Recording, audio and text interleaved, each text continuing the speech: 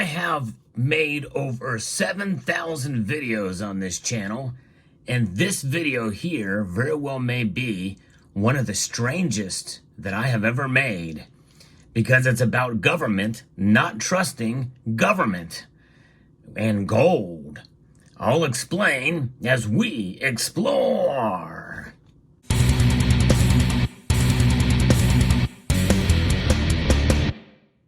Honestly, I'm still trying to wrap my head around this quandary, and never thought we would see the day when one government agency doesn't trust another. But, you know, there are times when there is sort of siloing that goes on and competition between government agencies. Yeah, you've seen that for sure.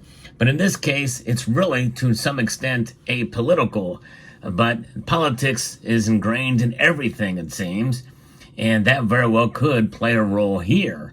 And this is based off of an Inspector General report from fedweek.com, which is a website that I think tracks what goes on in the federal government.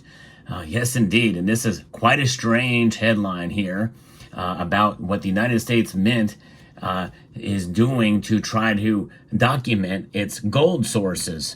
So essentially, government doesn't trust the United States Mint gold stockpiles to be sourced ethically, or at least to be sourced to the terms, to the point where it is indeed coming from environmental, social, and good governance, you know, ESG, which has infiltrated everything and everywhere. But then again, it seems like some ideologies and some government agencies do tend to eat their own. And I think this, in a sense, in part, is part of it. But you look at the display that you have before you here, there's a variety of different U.S. Mint gold products that have been issued through the years. You know, the most popular are the bullion gold eagle and the bullion gold buffalo coins that you see. Those are the staple of the bullion products that are offered by the United States Mint. The United States Mint does not produce gold bars, or silver bars for that matter. And there's really only two choices in terms of the programs, so the American Eagle program and the American Gold Buffalo.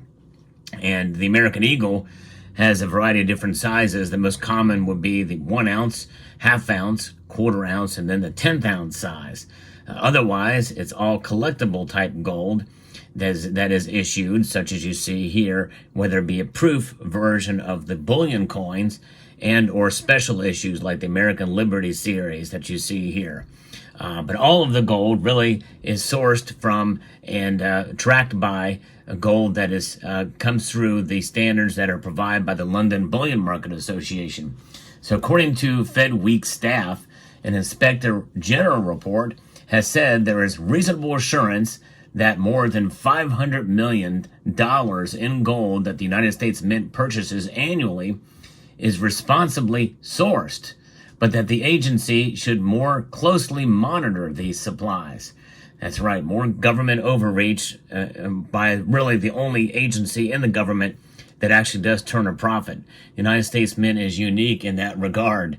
Of course, all the profits from the United States Mint, whether you buy bullion or collectible gold, and those profits go right back into the general revenues of the Treasury, which is a molecule in a drop of a bucket in order to pay down the debt and deficit spending. So whenever you buy a U.S. Mint product, you are indeed helping to pay down the national debt, although it's not much to brag about, that's for sure. The Mint has limited engagement with its gold bullion suppliers or approved gold refineries to assure that gold is not coming from illicit sources. Now, for those of you familiar with the channel, you know I've talked about illicit sources of gold, what is known as blood gold, and some of those has caused controversy, and through especially gold that has been sourced in South America that has come through the port of Miami. It's actually gotten some refiners in trouble and dealers in trouble as well, since about 2016 when the story blew up there. So this report says it instantly relies primarily on self-certification under standards of an industry oversight group called the London Bullion Market Association. Of course, the self-certification is through the LBMA, but it is obviously outside of the control of the U.S. government. The Mint did not request or obtain any documentation from gold refiners concerning the origin of the gold or relating to supply chain reviews such as LBMA required third-party audits and supporting documentation, it said. So that is interesting. I think that the LBMA does all that, and it just buys the gold through there. Of course, a lot of the gold that is actually used to produce these coins comes from the United States itself and doesn't go through the LBMA. In fact, I've heard it said at one point in time that the gold bullion coins should be sourced from domestic mines, but I guess they don't do that anymore. There's not enough gold mining. Presumably, Nevada, I think, is the one state that I think that produces the most gold of all the 50 states. But nonetheless, maybe they don't do that anymore, so therefore they have to source it through the LBMA. So that is one of the issues that is at hand, apparently, with this complaint from the Inspector General. Similarly, it said that the Mint lacks documentation from its gold refiners to assure that it is in compliance with a law requiring that the majority of gold coins it produces are from newly mined U.S. gold. And that's just it. So the document lacks documentation to show that it does come from this law requiring that the majority. Now, what constitutes a majority? I would think it would be 50.1%. That's a technical majority, or in reality, you could carry that out to multiples of decimal places out. 50.0001% would constitute a majority. So therefore, depending how the law was defined as to whether or not that is the case, it'll be very interesting to see how that is defined. But as such, we really don't know. We don't know where the gold is sourced, whether it be domestic or abroad.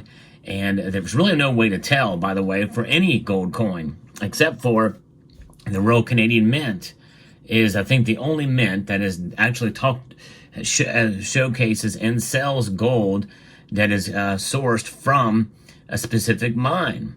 Well, I do take that back. The Perth Mint has done that with the Super Pit bullion coins that is produced by the Perth Mint, which is owned by the government of Western Australia. But a national mint, only the Royal Canadian Mint is the one that does that. So you know exactly where the gold comes from. Now, the United States Mint doesn't need to do that in order to appease collectors. But some collectors kind of like to know exactly where the gold comes from, just for the sake of knowing and for the sake of the, I guess, cool factor. But nonetheless, really of coin's value, no matter what the metal is really dependent on the demand for it and whether or not that's, quote, cool enough to meet that demand, to meet that criteria. I do like the idea of knowing. I think it's kind of a neat thing, but most people aren't going to buy based off of that unless you're just a nerd, a mining nerd.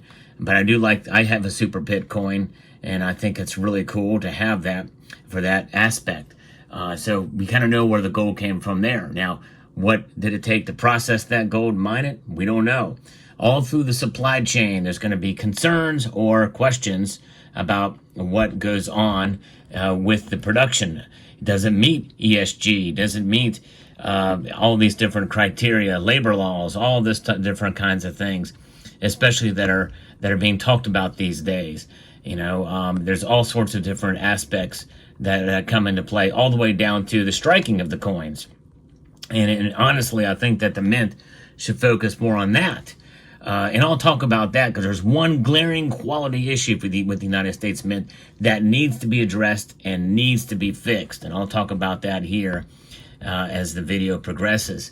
Now, management agreed with recommendations to periodically review records and sourcing documents from suppliers to under the responsible sourcing requirements, and to update its policies and controls regarding using newly mined U.S. gold.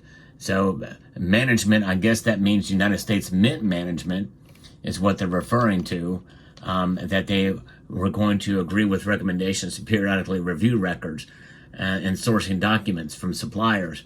So maybe I guess so they're going to do it now in order to appease this Inspector General report. A fascinating little piece here about what's going on behind the scenes and in government, and especially with the United States Mint. But I think what would be more important is a quality control problem that's really spans decades and is not just limited to gold, although we are seeing it more often with gold than any other metal out there because gold is so soft, especially the pure gold. But it does happen in other, especially with proof sets. You crack open a proof set, you're going to see it there too. But it is really apparent with gold coins. And that is something called finning. And finning is when a coin is struck. And when it is struck, the pressure moves the metal to flow to the outer rim. And it gets stuck between the collar of the coin, and then it protrudes upwards, producing a very fine edge. And I'm not going to take it out of this capsule, but it has been apparent in the American Liberty series throughout. The best way to tell is if the rim is raised on one side, like you see here. That way because I can't squish the capsule all the way down here because of the finning.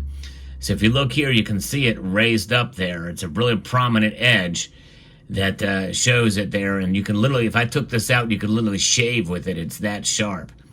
And it is a real problem. And even on the 10th ounce coins, this one has it fairly bad. I actually traded this coin in, but you can see that wide lip there. This capsule is very loose on here. I don't want to take it out because of I don't want to drop it the way I've got this positioned. But it's bad and it needs to be fixed. And believe it or not, I know they can do it. It's just that they won't do it. I know they can do it because it was an issue that when they were researching on how to manage the 2009 ultra high relief gold double eagle coin reproduction that they produced there. There was hardly any of that happening, and it was a much more pressure and high relief coin. If it's going to happen in a coin, they did it there. They worked out the problem there. These other coins in the American Liberty series, it's been a real problem. That's why the capsules aren't all the way down. But nonetheless, that's something they should work on. But no inspector general is going to do that, going to do a report on quality control. Then a very minor problem with gold, and just because kind of the LBMA is pretty strict in their standards. And if we can't trust the LBMA, and you can't trust the United States Mint where they source their gold, well, I don't know. To me, that says it's bureaucracy in action. It shouldn't surprise any of us. It doesn't surprise me really one bit, but it is a little bit strange to see government not trusting another agency in government. So let me know what your thoughts are in the comment section down below. Hope you found this video informative, insightful, and educational. Would like to extend a multitude of gratitude to each and every one of you for taking the time to watch, and encourage you to please rate, share, comment, and subscribe.